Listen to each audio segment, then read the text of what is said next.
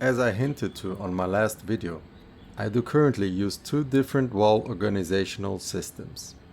In this video, I will go deeper into what I think are the pros and cons regarding those two systems, and where I personally will consider using Multiboard or OpenGrid. And this will be based on my personal experience. And please, if this is in any way helpful to you, consider subscribing and leaving a thumbs up and a comment, so I get motivated to keep on making these videos. And as I was planning this video, I realized that I will not be able to cover all the ins and outs of both systems.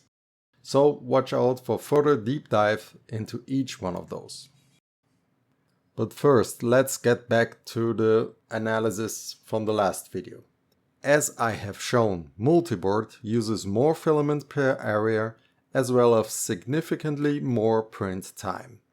To cover 1 square meter with Multiboard, you will take about 27% more filament and about 68% more print time in comparison to OpenGrid, which for me is the biggest pain of Multiboard. So that's a clear win for OpenGrid in terms of speed and cost. On the other hand, Multiboard has a clear leg up when it comes to parts library. There are currently about 10 times as much models for Multiboard than there are for OpenGrid if you look at printables. So this is without any doubt a win for Multiboard. I would add a caveat that more is not always better, especially for the casual user that might not have much experience with 3D printing and just wants a piece to come out as it is advertised. The fact that Multiboard has multiple attachment options can make it somewhat overwhelming to figure out if it's best to use the pegboard style holders or the little screw or maybe the mid-size screw, and where does that fit, or the big screw, or maybe a push fit, or would it be a snap? And if it's a snap, is it a loose snap or a standard snap or a tight snap or a permanent snap? So this gets me to the point of complexity. And this is a double-edged sword. As I mentioned, Multiboard has an array of features and attachment options. And not only that, the board itself has evolved over the last year or so, integrating some features I have first seen in other systems, like the alignment pins between tiles. These were not present in the first version I have printed. And in my opinion, the evolution of the board is rather positive, going from an interfitted tile to a square tile aligned by these small pins, as it is with OpenGrid. And here again, flexibility is powerful, but might be overwhelming to the novice user. Maybe the creator should specifically direct the users to the easiest solution first, leaving the more complex solutions like the interfitted tiles to advanced section. The way it is presented right now, it can be hard to decide what's the best route to take if you are choosing Multiboard.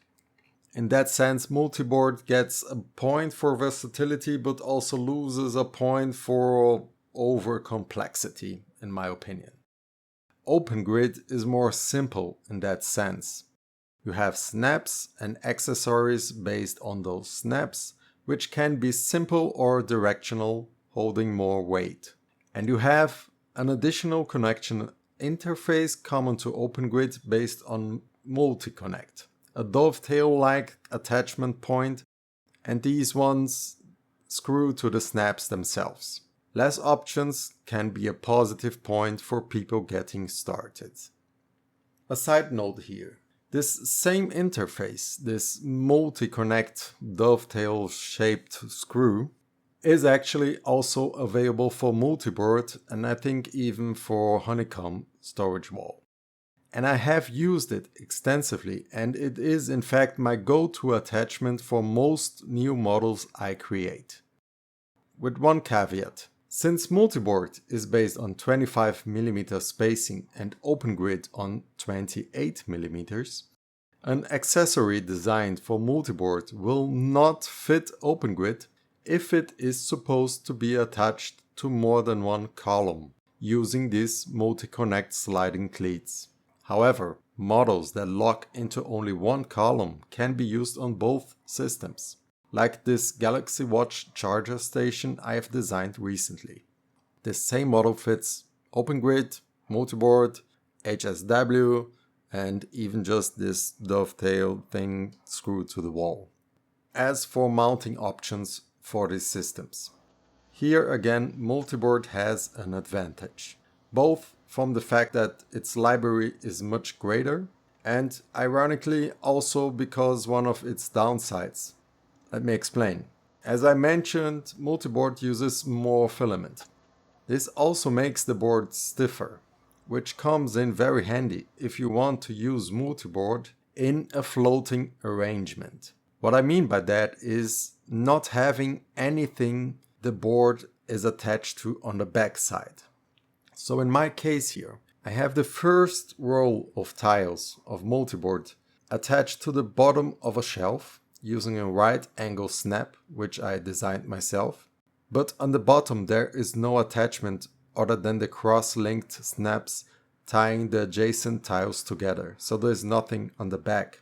So if you're planning an installation that might not have something on the back to mount the tiles to, or that might be a freestanding pegboard on top of a desk or something like that, the rigidity provided by the extra filament is actually a positive. I believe in this sense OpenGrid still has a long way of development ahead, and I have yet to find a solution that locks the tiles together as well as the quad snaps used in Multiboard. So where do we stand? In my opinion, if you want to go the route of most flexibility as well as the most parts, the biggest library, Multiboard is the way to go.